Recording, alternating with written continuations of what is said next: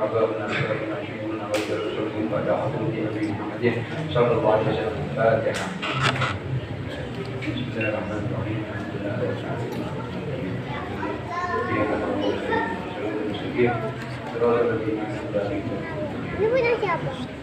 بسم الله الرحمن الرحيم. قال المؤلف ونفعني وبعلومه jami'an amin ya Allah. Hadirin rahimakumullah, kita menginjak pada bahasan Al-Insanul Kamil demi Nabi Muhammad SAW. Alangkah bisanya khusus untuk jamaah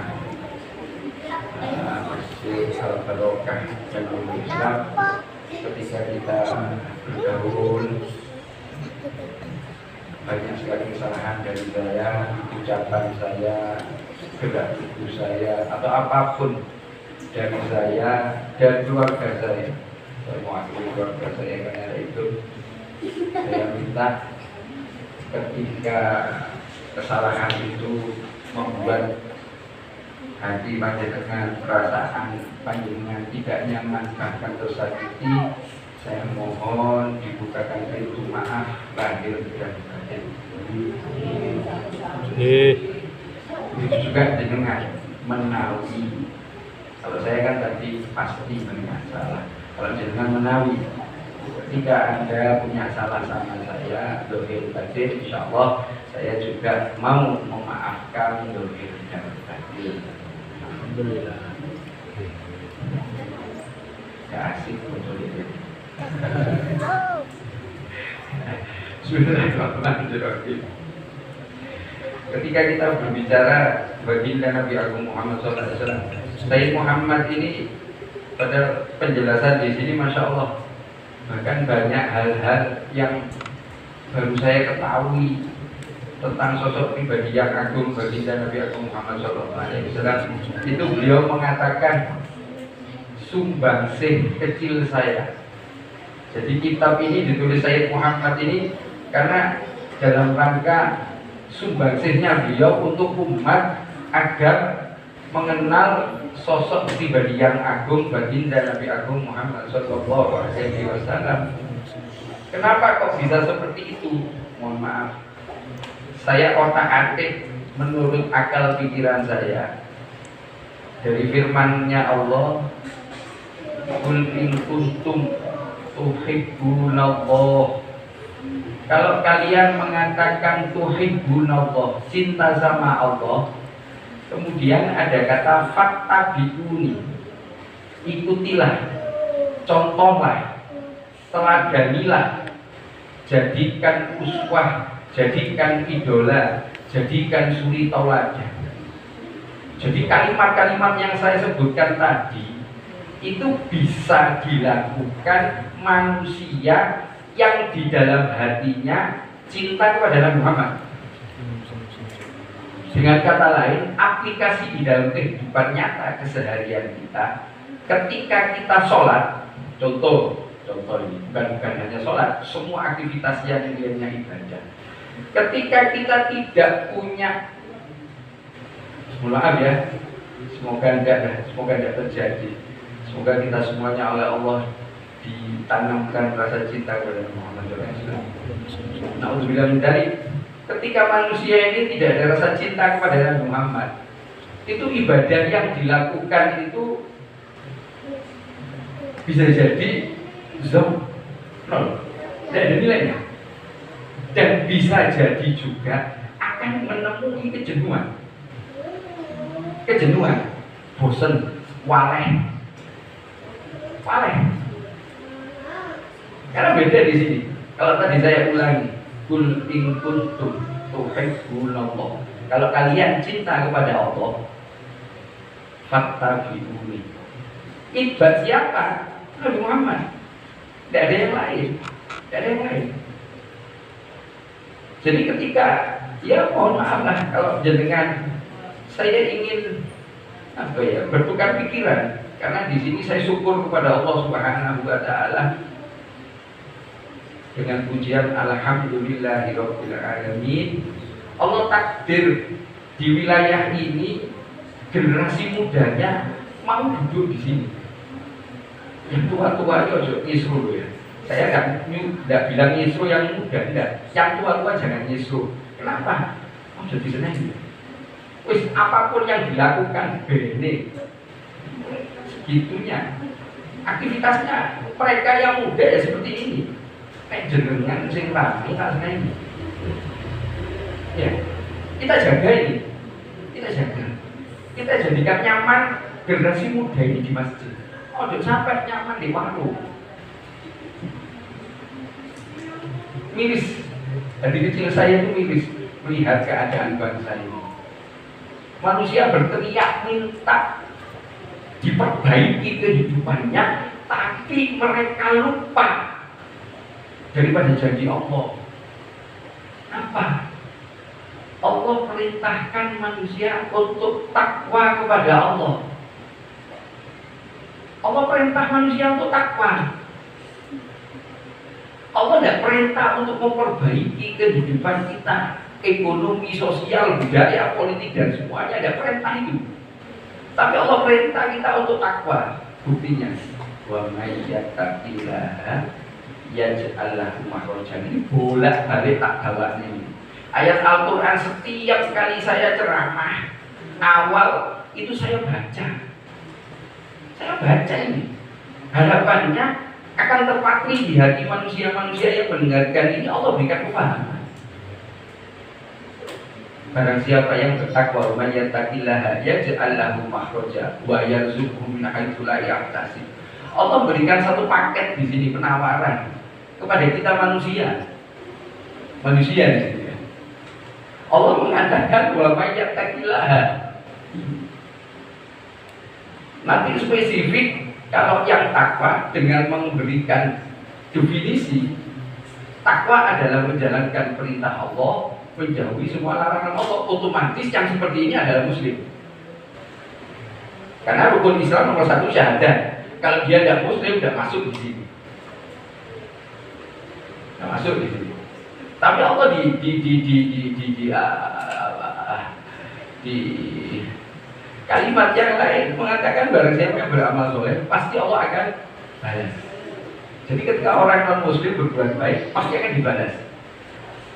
Kembali kepada perkara ini. Coba kita lihat. Kita diperintah Allah untuk bertakwa. Ketika manusia ini bertakwa maka Allah janjikan ia ja'alahu makhraja, jalan keluar. Dari apa? Permasalahan. Allah berikan solusi dari permasalahan yang kita hadapi. Kalau Anda punya masalah, harus sampai pikir solusinya apa. Biasanya kalau yang seperti ini, model orang yang seperti ini mencari solusi, itu biasanya kalau ketemu sama orang, piye, itu orang kulon. Ya. Kalau orang sana yoko, ya seperti itu. Dan terus kita bagaimana kan kita disuruh ikhtiar ketakwaan, memperbaiki kualitas dari ketakwaan itu merupakan bagian dari ikhtiar. Ini yang pertama, kan satu paket, isinya 2. Yang pertama, manusia yang bertakwa, Allah akan berikan jalan keluar dari permasalahan yang dihadapi. Dan yarzuq min haitsu la yahtasib, Allah akan berikan rezeki min dari haitsu la yahtasib, arah yang tidak disangka. Jadi yang perlu kita introspeksi ketika, mohon maaf, nek bahasa kasar kula jenengan duwike kurang akeh, sik rumangsa kurang akeh. Masalah teko, lunga. Itu yang perlu kita telaah, yang perlu kita introspeksi adalah kualitas daripada ketaatan kita kepada Allah Subhanahu. Cukup itu. Makanya, mohon maaf, ini dari tingkat kecil, tingkat pribadi individu manusia, satu manusia, individu manusia, sampai tingkat yang banyak negara bahkan dunia.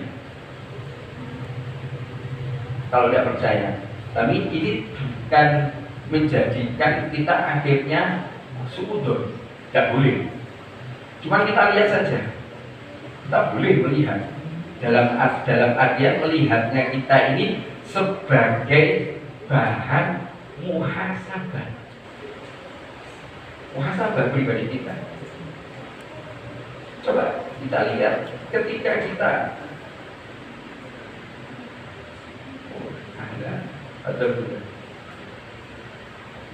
ketika kita kalau jenengan dosen begitu, ada waktu sungkan, coba jenengan keluar. Yang perlu kita adakan perhatian itu adalah golongan muda, anak kecil sampai remaja. Jadi coba perhatikan bagaimana keadaan generasi muda kita. Sekarang begitu banyak mereka menyatakan untuk menghibur dirinya. Mohon maaf, hadir di konser-konser dari berbagai genre musik yang lagi viral kan sekarang. Saya akan ikuti soalnya. Apa genre ini loh, saya mau ngediul lagi viral ini. Genre itu apa? Genre ini apa? Bukan apa? Ini Pak ya udah gaul lagi nggak ya?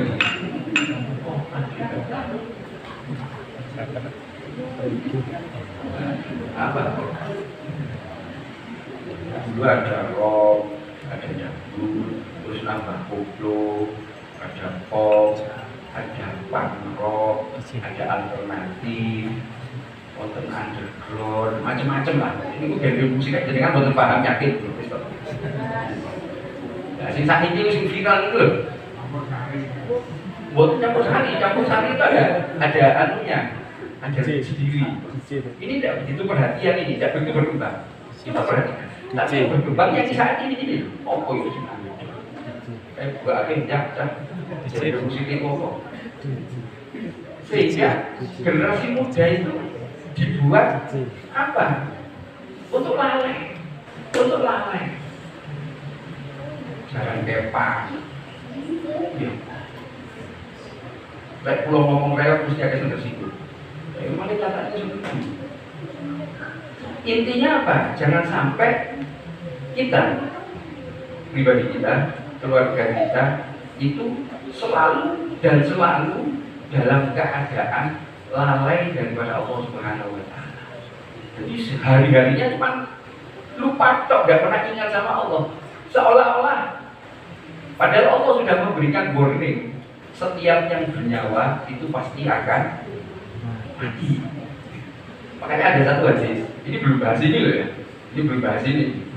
Ada satu hadis yang mengatakan manfaatkan 5 perkara sebelum datang 5 perkara, termasuk mati sebelum hidup.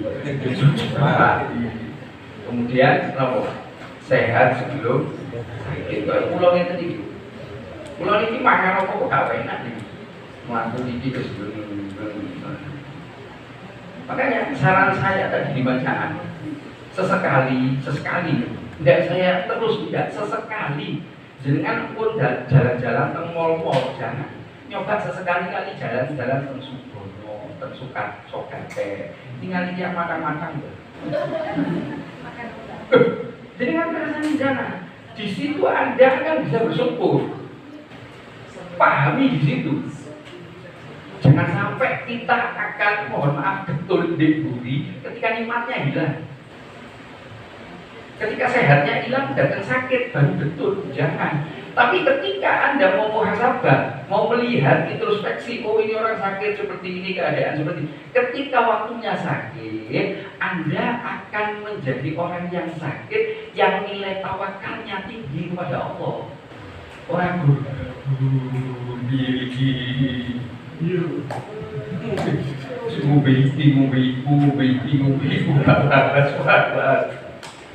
padahal, mohon maaf, kalau orang muslim diberi sakit murahnya dosa.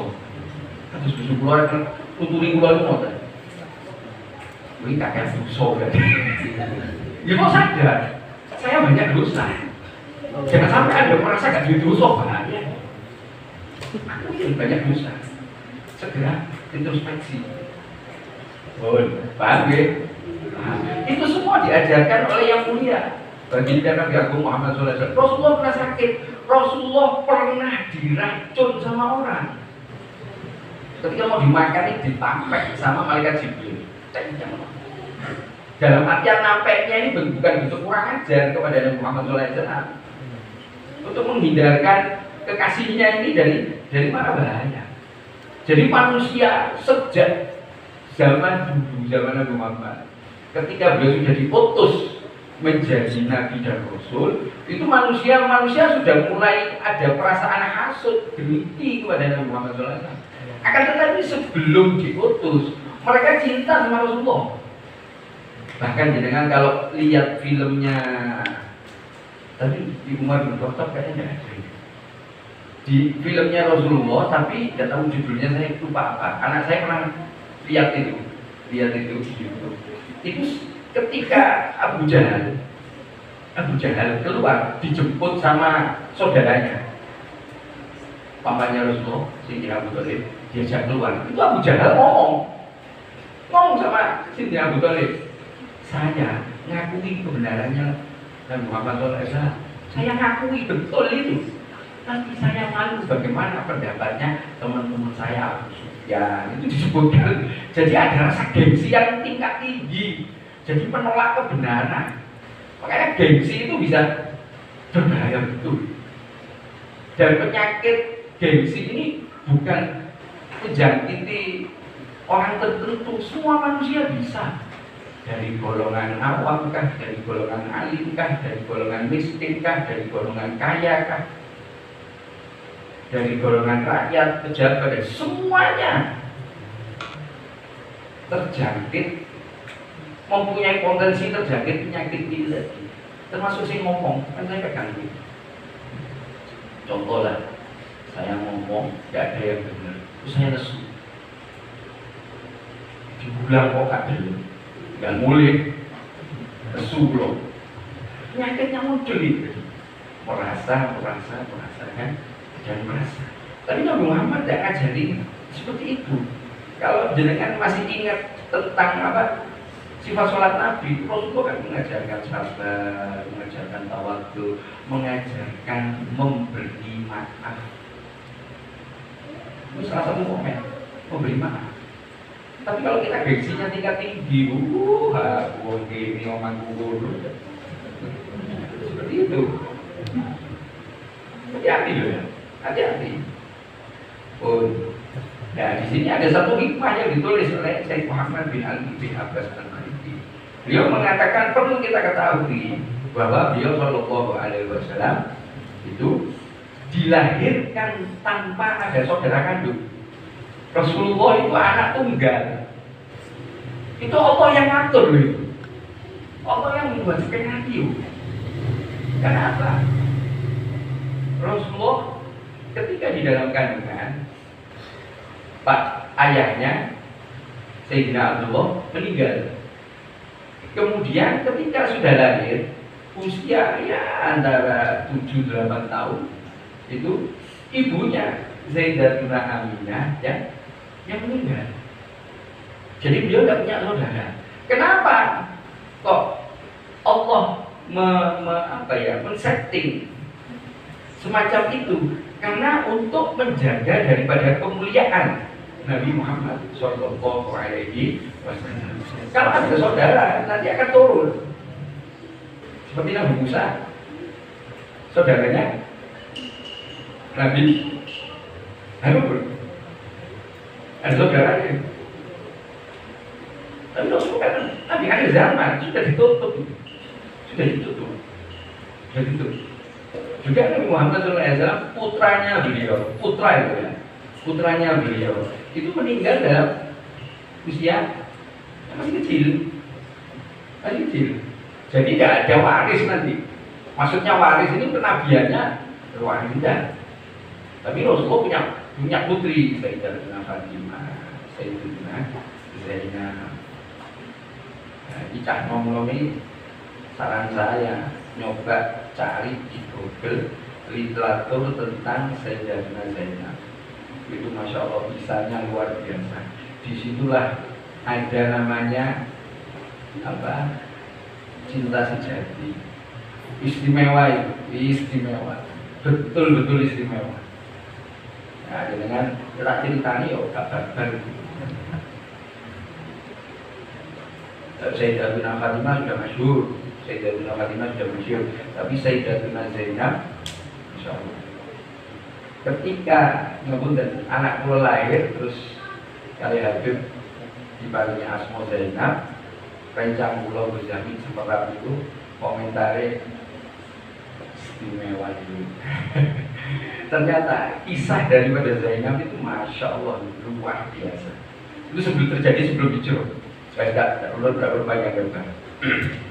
Dan di sini Allah Subhanahu Wa Taala juga menjaga dari apa? Leluhur nenek moyang Nabi Muhammad itu dari orang-orang pilihan, yang mana hasil perkawinan dari leluhur Nabi Muhammad ini tidak tercampur dari noda perkawinan jahiliyah.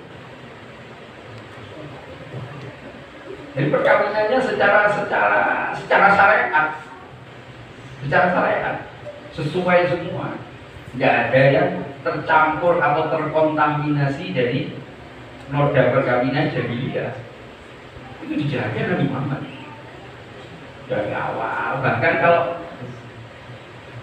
nggak tahu di sini ceritakan ya, rumah yang ditempati ketika waktu hijrah yang pertama, rumahnya Abu Ayyub Al-Ansari tadi itu kalau diruntut ke atas itu ketemunya sama nenek moyangnya Nabi Muhammad SAW.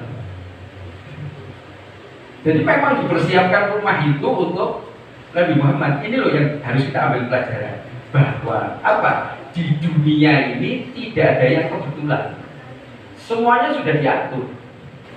Kados kula kali panjenengan baru menika lenggah ten mriki napa sing diomongi iku pun tertulis dhateng Lauhul Mahfuz.